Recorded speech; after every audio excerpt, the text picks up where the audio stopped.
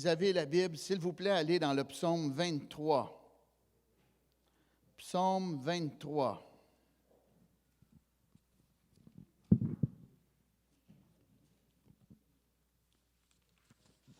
C'est un psaume que nous, les croyants, on connaît. Amen.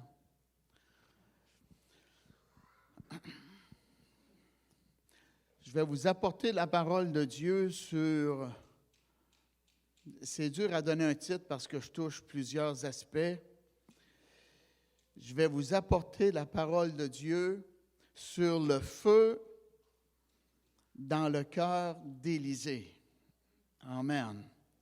Il était un homme d'impact et quelqu'un que Dieu a utilisé pour transformer des circonstances difficiles. Et dans le monde dans lequel on vit, ce n'est pas tout le temps facile. Et je veux vous apporter de l'espérance encore avec la parole de Dieu.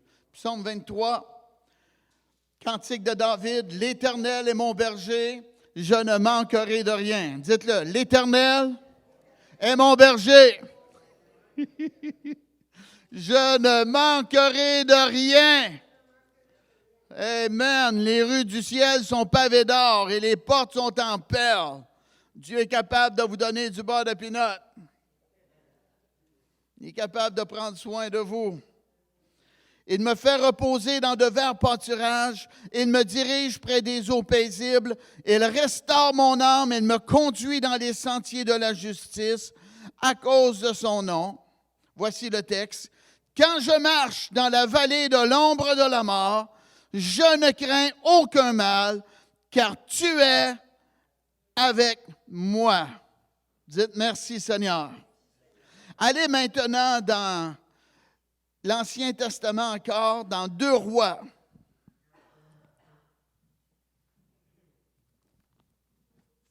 Deux Rois.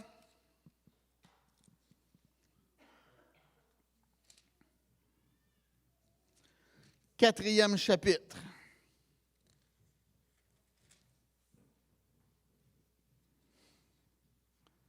Je vais vous parler de quelques miracles d'Élisée.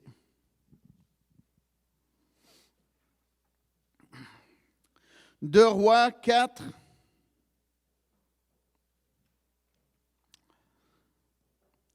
Commençons au verset 1er. Une femme d'entre les femmes des fils des prophètes cria à Élisée en disant, « Ton serviteur, mon mari est mort, et tu sais que ton serviteur craignait l'Éternel.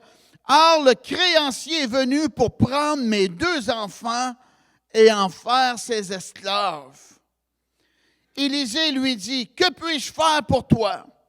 Dis-moi, qu'as-tu à la maison? » Elle répondit, « Ta servante n'a rien du tout à la maison qu'un vase d'huile. » Et il dit, « Va demander au dehors des vases chez tous tes voisins, des vases vides, et n'en demande pas un petit nombre. » Et n'en demande pas un petit nombre. Quand tu seras rentré, tu fermeras la porte sur toi et sur tes enfants. Tu verseras dans tous ces vases et tu mettras de côté ceux qui seront pleins. Alors elle le quitta. Elle ferma la porte sur elle et sur ses enfants. Ils lui présentèrent les vases et elle versait. Lorsque les vases furent pleins, elle dit à son fils, « Présente-moi encore un vase. » Mais il lui répondit, « Il n'y a plus de vase. » Et l'huile s'arrêta.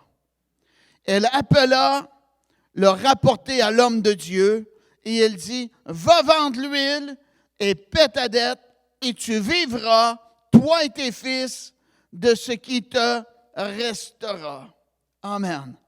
C'est une situation énormément difficile. Et là, il faut se mettre dans le contexte. Le contexte, c'était un moment de famine. Et le peuple de Dieu était idolâtre. Et les gens avaient perdu respect face aux serviteurs de Dieu. Et dans ce contexte spirituel-là, Dieu, vous savez, il prend les grands moyens pour nous ramener à lui. Et il avait dit dans la parole, si tu désobéis, le ciel sur ta tête sera d'airain et la pluie sera de la poussière. Je vais te livrer à d'autres nations. Tu vas connaître la famine. Pourquoi? Parce que Dieu voulait ramener son peuple à lui. Et la Bible nous dit que Dieu châtie celui qu'il aime. Ben oui, il ne veut pas qu'on périsse avec les pécheurs. Donc, lorsqu'il voit qu'on est sur la mauvaise voie, parce qu'il y a de l'amour dans son cœur envers nous, il fait son possible pour nous empêcher de progresser dans la voie de la désobéissance. Et on peut même penser au prophète Balaam. Il s'en allait contre la volonté de Dieu et un ange est venu. Et l'Anon voyait l'impossibilité, il voyait l'ange qui l'empêchait, mais l'homme de Dieu était aveuglé. Ben oui. Et le peuple de Dieu, bien là, avait abandonné Dieu, puis il adorait, il était dans l'idolâtrie et Dieu voulait les ramener. Donc, Dieu travaillait de façon très forte afin de ramener son peuple à lui. Parce qu'il ne voulait pas que les gens s'endurcissent plus. Et il faut faire attention, lorsque Dieu nous parle et qu'on sait que Dieu nous parle et qu'on fait la sourde oreille, ça va venir qu'on va s'endurcir. Et à un point, je crois qu'on peut devenir tellement endurci que Dieu va nous parler encore, mais parce qu'on s'est endurci contre Dieu, on ne l'entendra plus nous parler. Ben oui. Et il y a beaucoup de gens qui sont comme cela. Ils sont endurcis, puis ils ne veulent pas conformer leur vie à la volonté de Dieu. Et l'atmosphère spirituelle de l'époque, là, comme j'ai mentionné, n'avait plus d'égard vraiment pour les serviteurs de Dieu. Mais Dieu, on va voir dans ce moment de famine-là, pour toucher le cœur des gens, Dieu passait à travers ses serviteurs. On peut penser à Élie lorsque il a confronté les faux prophètes et qu'il a rétabli l'autel qui était tombé, qui avait été renversé plus tôt par le peuple de Dieu. Et il y a eu une confrontation de puissance et c'était le Dieu qui va répondre par le feu. Celui-là sera le vrai Dieu. Et il y avait des centaines de faux prophètes et ils invoquaient Baal et c'était tellement impressionnant de voir des centaines de personnes qui invoquaient Baal et qui sautaient.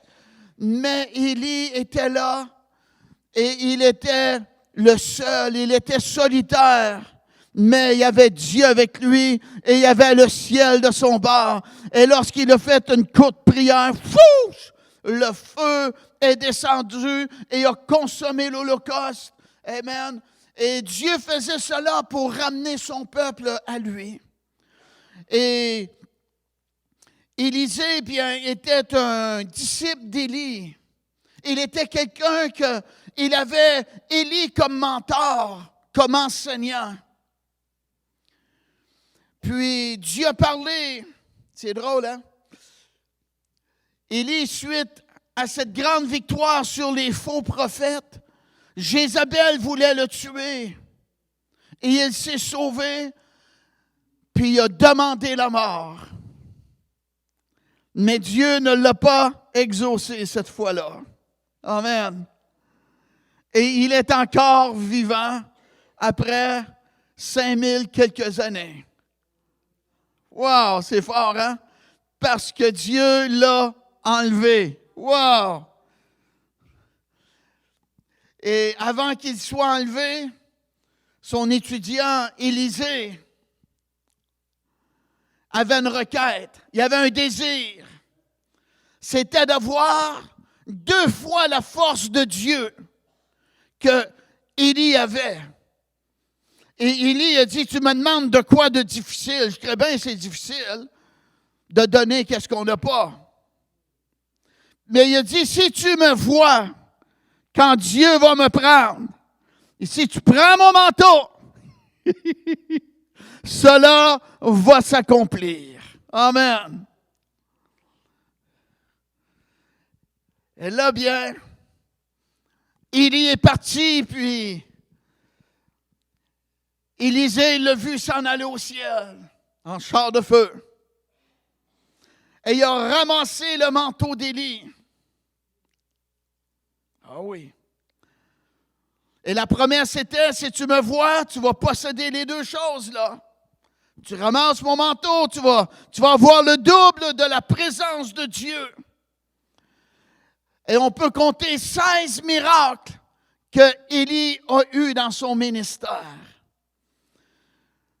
Mais on peut compter 32 miracles que Élisée a eus dans son ministère. Parce qu'il a reçu le double de la présence de Dieu dans sa vie. Et j'ai une bonne nouvelle à vous dire, c'est que maintenant, nous ne sommes plus sous l'ancienne alliance, sous l'Ancien Testament, nous sommes dans le Nouveau Testament. Et dans Jean, le 3e chapitre, ça nous dit que Dieu ne donne pas l'Esprit avec mesure, celui qu'il a choisi et qui envoie. Amen. Ça veut dire que il n'y a pas une onction puis 2 onctions, mais pour nous maintenant, amen, on a l'onction illimitée si on connecte avec notre Dieu. Alléluia, vous m'avez bien compris là. Il faut connecter avec notre Dieu. Il ne faut pas être des chrétiens à main vide là. Il faut invoquer Dieu, il faut être connecté avec Dieu, vivre pour Dieu. Et là, on a reçu l'onction sans mesure. Et Jésus a dit dans Jean 7, si quelqu'un a soif, qu'il vienne à moi et qu'il boive. Et de son sein, des fleuves d'eau vive, pas un ruisseau, des fleuves d'eau vive vont jaillir jusque dans la vie éternelle. Alléluia, gloire à Dieu. J'ai des fleuves d'eau vive à l'intérieur de moi. J'ai la présence de Dieu. J'ai la joie du Seigneur. Alléluia. Amen. Le don des miracles, le don des guérisons, le don du discernement des esprits. Dites merci, Seigneur. Alléluia. Gloire à Dieu. Et là, bien, Élisée, lui, il a reçu le double de la présence de Dieu, comme qu'il désirait avoir. Et il y a quelque chose de très puissant. La présence de Dieu se transfère. Ah oui. On peut voir cela dans Deutéronome 34 et le verset 9. Josué servait Moïse, l'homme de Dieu.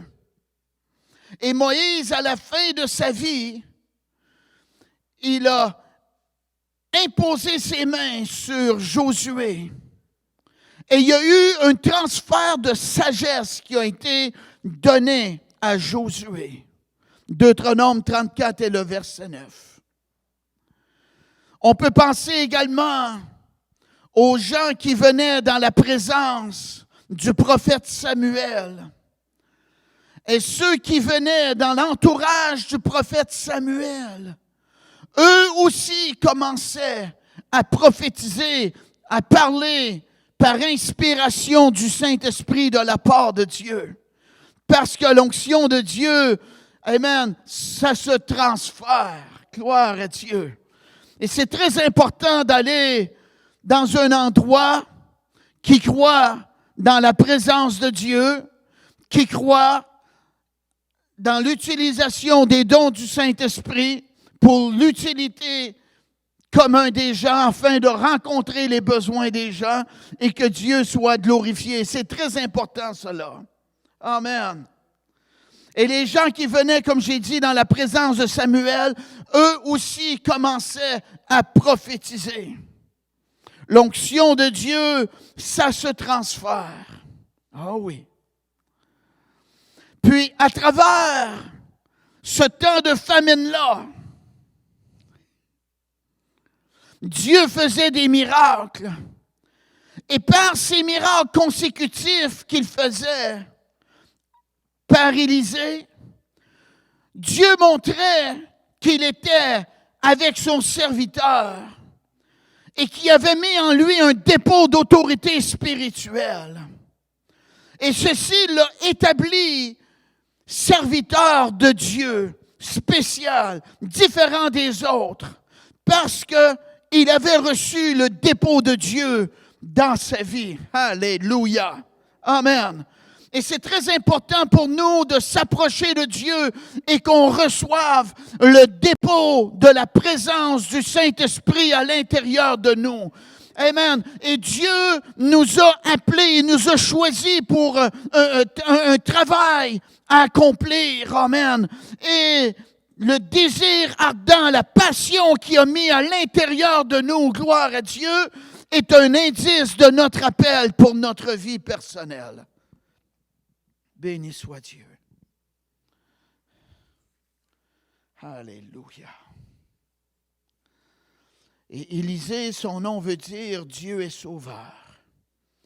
Il était un dirigeant modèle pour les gens et le peuple entier du pays. Il était un vrai serviteur de Dieu, ordonné et envoyé par Dieu avec la touche de Dieu, un homme de foi par lequel Dieu faisait de très grands miracles. Et le peuple de Dieu dit Amen. Et là, bien, il y a un homme de Dieu qui a été maltraité. Il n'a pas été évalué à sa juste mesure. Il a été abusé. Pourquoi tu dis ça? Parce qu'il était un serviteur de Dieu. Il est mort, puis il était endetté. Et comme j'ai parlé du contexte spirituel, les gens n'avaient pas le respect qu'ils auraient dû avoir pour le serviteur de Dieu. Amen. Allez voir, s'il vous plaît, dans 1 Timothée.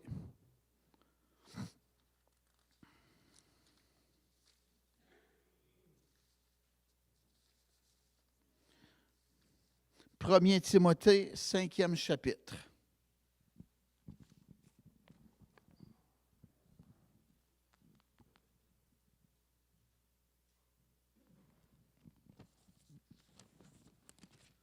Regardez qu'est-ce que Dieu dit. 1 Timothée 5, commençons au verset 17. Que les anciens qui dirigent bien soient jugés dignes d'un double honneur. Quand vous allez travailler et que vous avez une paye, c'est-tu de l'honneur, ça? Amen, ben oui. Mais Dieu parle, les anciens qui dirigent bien, d'un double honneur. Et Dieu dit, surtout ceux qui travaillent à la prédication et à l'enseignement, ceux qui nourrissent le peuple de Dieu, ceux qui les enseignent dans les voies de Dieu et qui démontrent aux gens la volonté de Dieu. Et Dieu dit, car l'Écriture dit, tu n'emmeceleras point le bœuf quand il foule le grain, et l'ouvrier mérite son salaire. Et regardez le verset 19. Ça, c'est très important à comprendre. Ne reçois point d'accusation contre un ancien, si ce n'est sur la déposition de 2 ou de 3 témoins. Il y a des gens qui vont faire affaire avec une église, un pasteur, et il arrive de quoi? Et les gens souvent parlent à leur avantage. Amen. Et des fois, ils vont brimer la réputation d'un serviteur, d'une servante de Dieu à cause d'une situation. Dieu dit dans sa parole, de ne pas recevoir d'accusation contre un serviteur ou une servante de Dieu, sinon sur la déclaration de 2 ou de 3 témoins. Amen. C'est une protection, ça. Ah oui. Moi, c'est une pratique que je fais dans ma vie. Si j'entends des choses de quelqu'un, si j'ai 2, 3 déclarations, là, ça semble être véridique. Amen. Mais il faut faire attention. Amen. Qu'on ne juge pas rien qu'à un oui-dire, à une situation. C'est très important, ça. Et c'est ça, l'homme de Dieu, le mari de cette femme dans 2 Rois 4, est décédé endetté.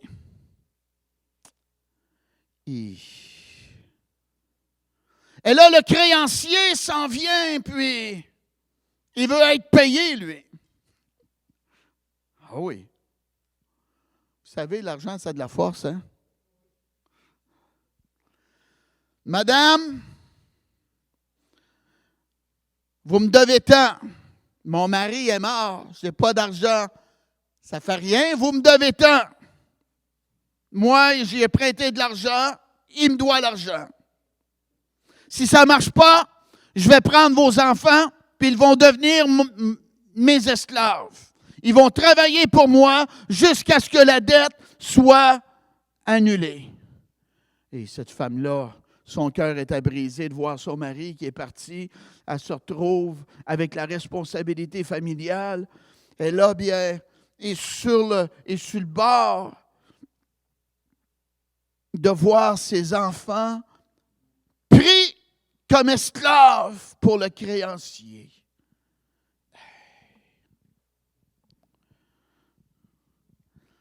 Mais cette femme-là s'est tournée vers l'homme de Dieu, Élisée. Élisée était un homme de bon cœur. Il a dit, « Que puis-je faire pour toi?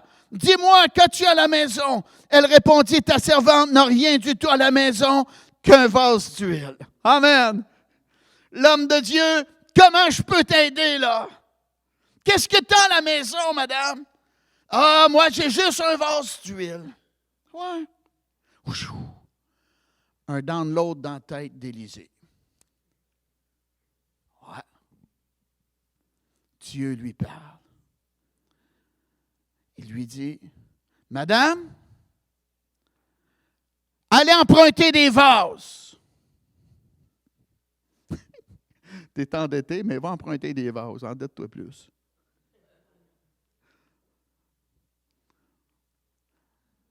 Et pas en petit nombre, en grande quantité. Va chercher gros des vases. Ah oui.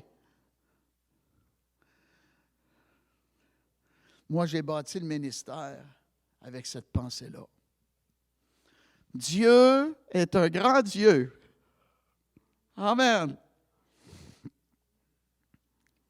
Et quand c'est grand, c'est une très bonne indication que c'est Dieu.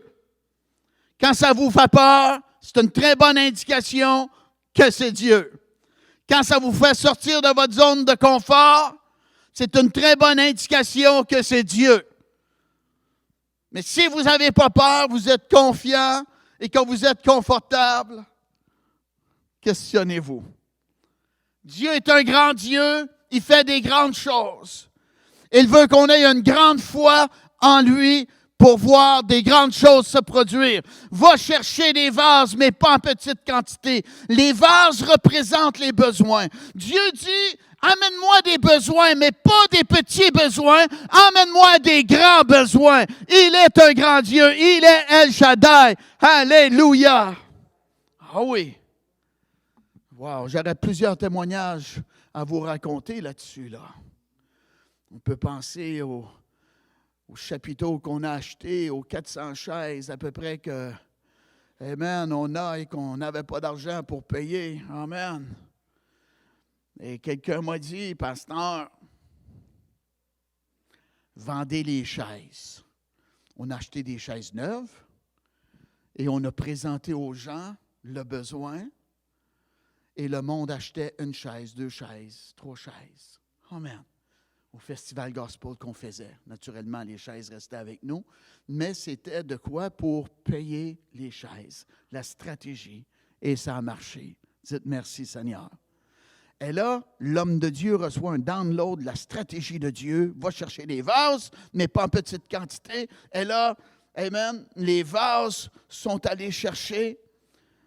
Et là, l'homme de Dieu, il dit, tu vas rentrer dans ta chambre, tu vas fermer ta porte. Oui, ah oui. Puis là, il a décrété, tu verseras dans tous ces vases et tu mettras de côté ceux qui seront pleins. Qu'as-tu à la maison? Qu'est-ce que tu as?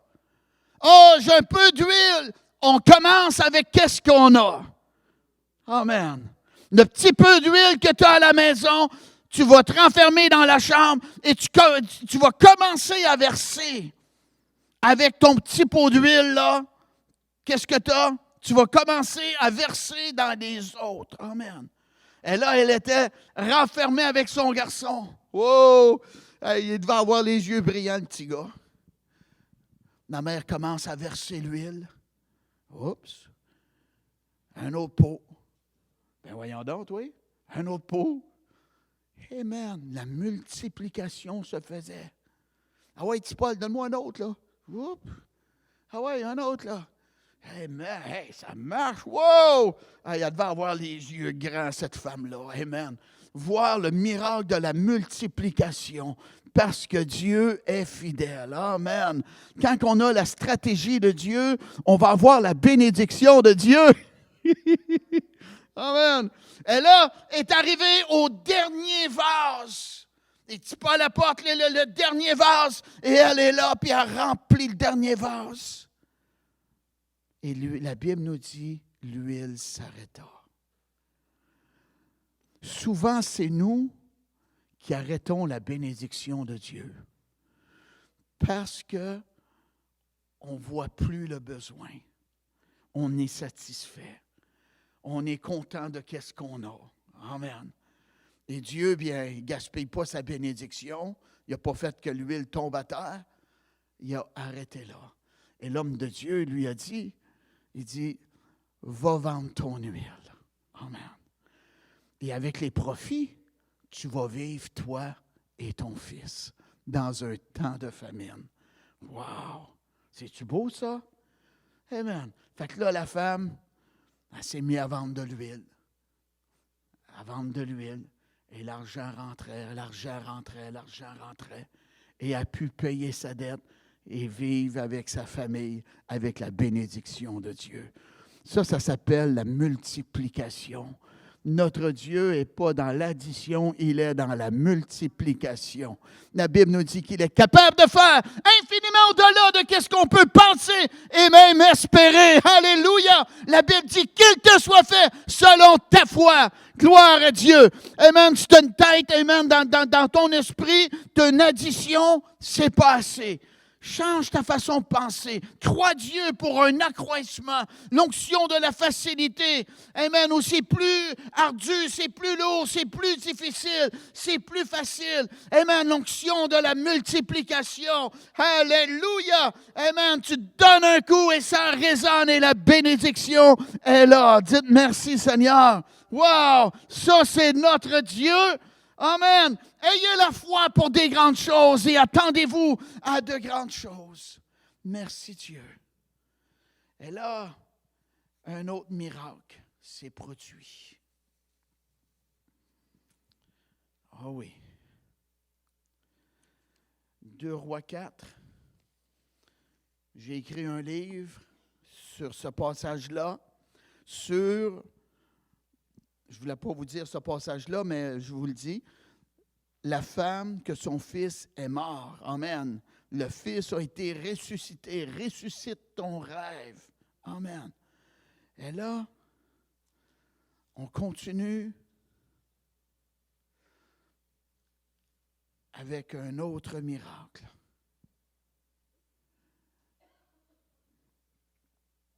Deux Rois 4, verset 38.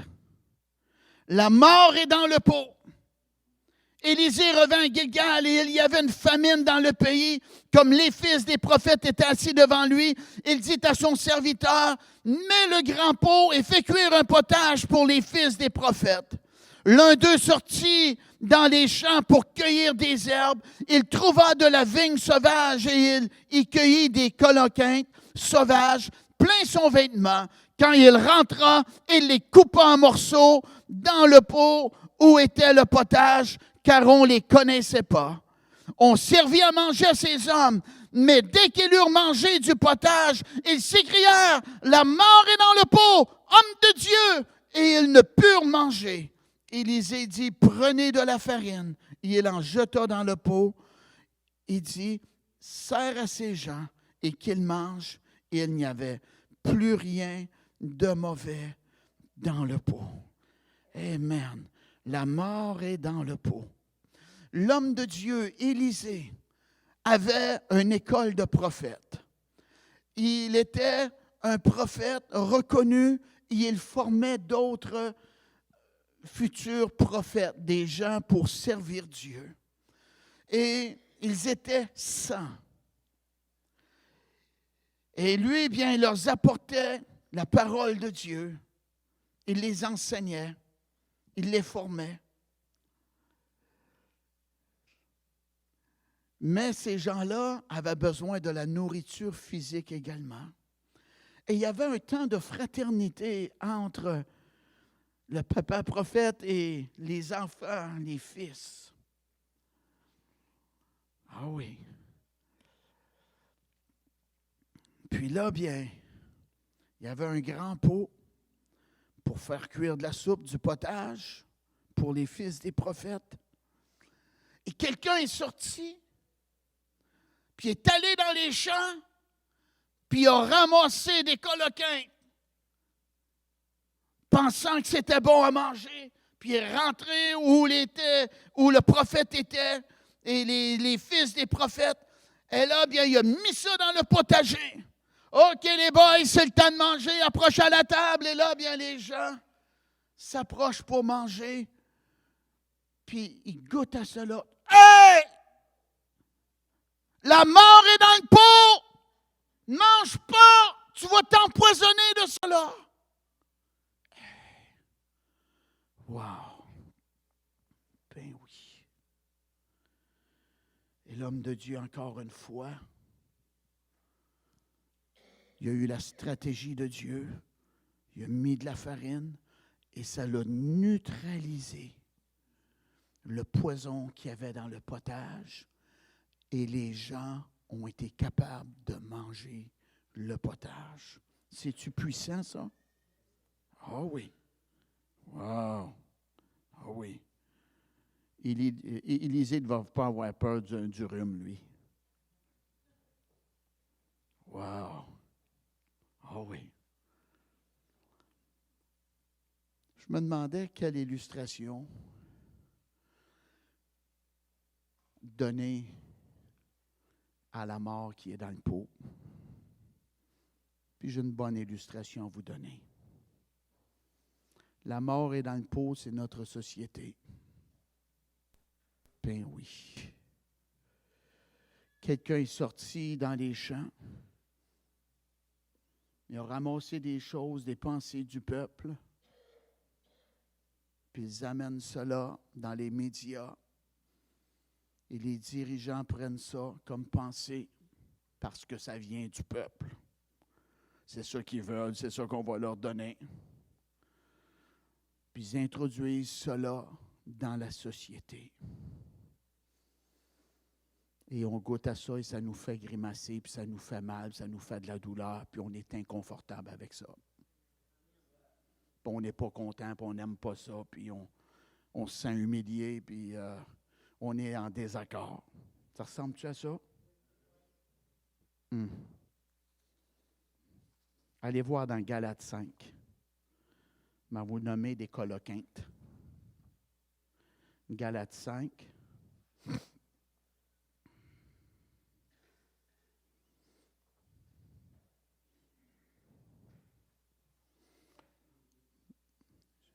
Je vais vous enseigner 3 coloquintes. Galates 5. Commençons au verset 19.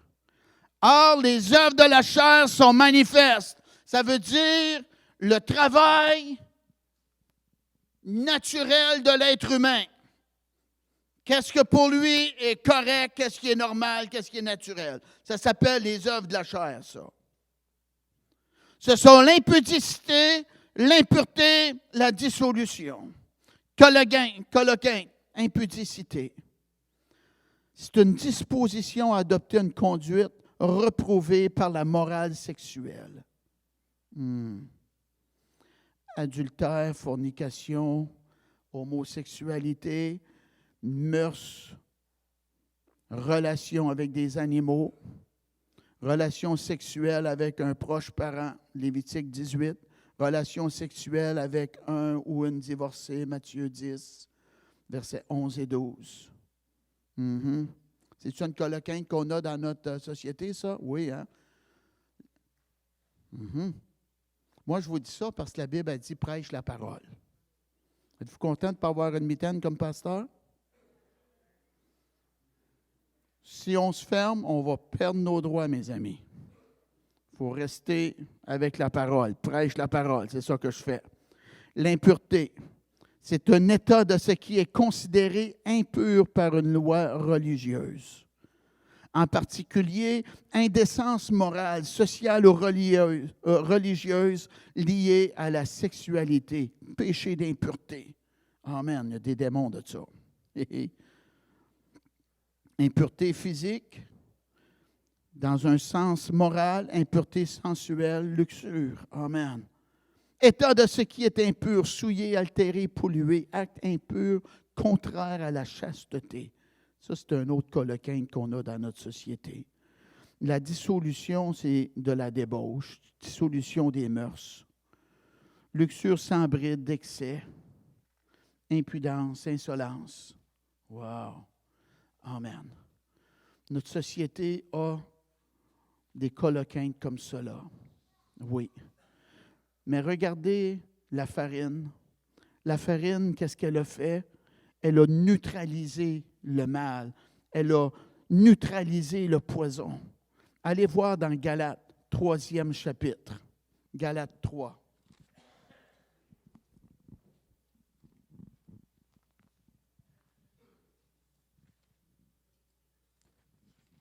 Galates 3.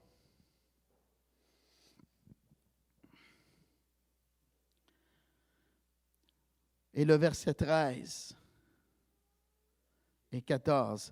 Christ nous a rachetés de la malédiction de la loi, étant devenu malédiction pour nous, car il est écrit, « Maudit est quiconque est pendu au bois. » Amen.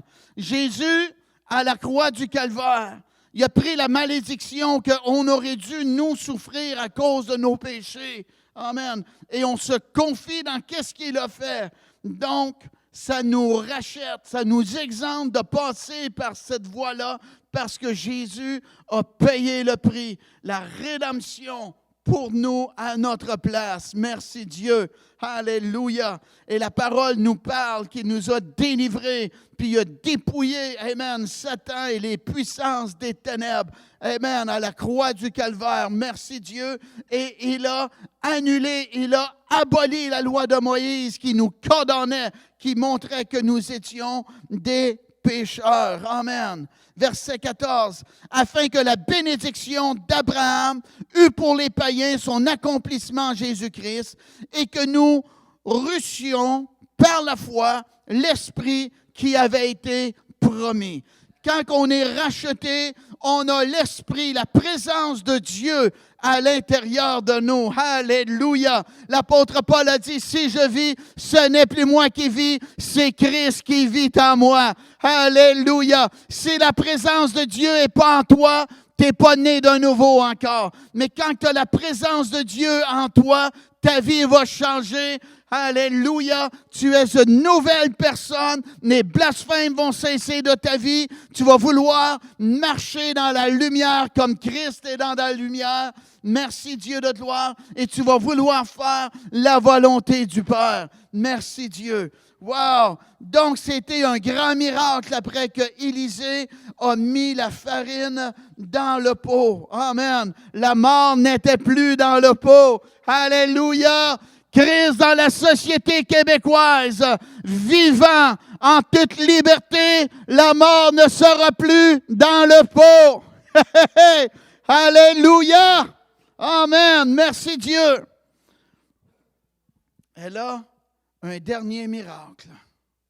Les 20 pains d'orge. Un homme arriva de Baal-Shechar. Et c'est plus facile de dire Roxton. Il apporta du pain et des prémices à l'homme de Dieu, 20 pains d'orge et des épis nouveaux dans son sac. Élisée dit, donne à ces gens et qu'ils mangent. Son serviteur répondit, comment pourrais-je en donner à 100 personnes? Mais Élisée dit, donne à ces gens et qu'ils mangent. Car ainsi parle l'Éternel, on mangera et on en aura de reste. Il mit alors les pains devant eux, ils mangèrent et ils en eurent de reste, selon la parole de l'Éternel. Alléluia! Quand on fait la volonté de Dieu, Dieu va pourvoir à nos besoins. Amen. Élisée était l'homme de Dieu, le prophète de Dieu. Il voulait nourrir les fils des prophètes. Amen. Et là, quelqu'un est arrivé avec 20 pains. Mais il y a 100 personnes à nourrir. Qu'est-ce qu'on fait avec 20 pains puis il y a 100 personnes? Il en manque à quelque part. Et là, Dieu parle à son serviteur.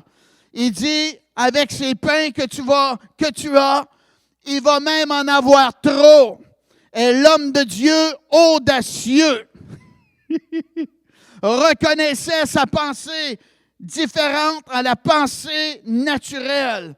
Il a cru à la parole de Dieu et il décrète la parole de Dieu. Il dit, on va même en avoir trop. Wow! Amen! Moi, je vous dis, des fois, quand c'est fou, c'est parce que c'est Dieu. Parce qu'on est trop dans le naturel, trop dans le terre-à-terre, on est trop dans les calculs, trop dans la perfection naturelle. Puis, je vais vous dire, quand on est comme ça, là, tu ne progresses pas ben. Tu restes là, c'est comme un enfant qui marche à quatre pattes, puis tu vois l'autre courir. Amen. Moi, je préfère courir que de marcher à quatre pattes. Amen. Oh oui. Le monde cherche des églises. Je vais vous dire, il y a de quoi de bien mieux que de chercher une église. Cherche un vrai homme de Dieu, appelé de Dieu, avec l'onction de Dieu, avec la puissance de Dieu qui se manifeste à travers sa vie. Tu vas avoir la bénédiction de Dieu. Dites Amen. Ah oui. Ah oui. C'est mieux qu'une église qui n'a pas de miracle. Puis qui chante beau. Vous d'accord? Amen. C'est de rencontrer les besoins des gens. Il va y avoir trop à manger. Et qu'est-ce qui est arrivé? Ça ressemble à notre Dieu. Jésus, avec 5 pains et 2 poissons, a nourri des milliers de personnes. Et Jésus avait dit aux disciples, donnez-leur vous-même à manger. Hey, tu ne sais pas compter, Jésus? Hey, toi. Hey, voyons, pour qui tu nous prends, toi? Donnez-leur vous-même à manger. Et lui, il dit qu'on en a trop avec 20 pains, on est 100 personnes. Qu'est-ce qui est arrivé? Encore une fois, c'est la multiplication. Amen. Il mangeait et Dieu accroissait le pain. Puis il mangeait, puis il y avait une multiplication. Ah, nous, on veut que tout soit tout correct, politiquement bien, politiquement légal, tout beau. Mais Jésus a dit à Pierre, il dit, viens. Et Pierre a sorti de la barque, puis a marché sur l'eau. C'est là la différence entre